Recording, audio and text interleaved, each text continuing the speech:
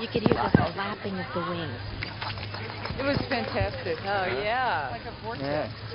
Yeah. That was wonderful. We have a chimney here that is 32 feet deep, that during the migration, the Vox's swifts use as a communal roost for their migration.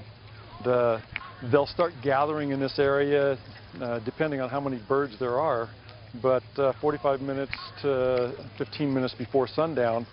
And they're also temperature sensitive. The colder it is, the sooner they start going in, because the insects will disappear when it gets cold. And so they're not going to waste their energy flying around if there's nothing to eat.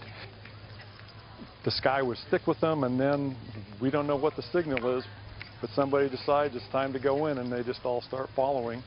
And they just swirl around in big circles, or sometimes a tight vortex, while they're going in.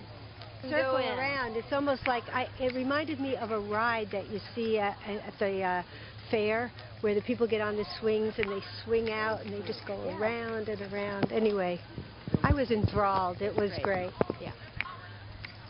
The swifts have been using this chimney since 1989.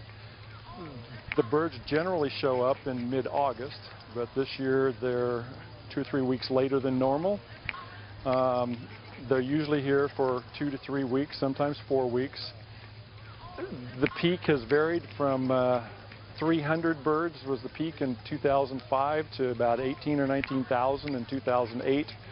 But the average probably is somewhere between 5,000 and 10,000 for the peak evenings. The majority of them nest in Washington, British Columbia, eastern Alaska. They winter in Central America to northern Venezuela. So these birds are headed a few thousand miles south. Oh, God, I thought it was fabulous. I see the A tornado of birds. Yeah. There's no place like Kansas.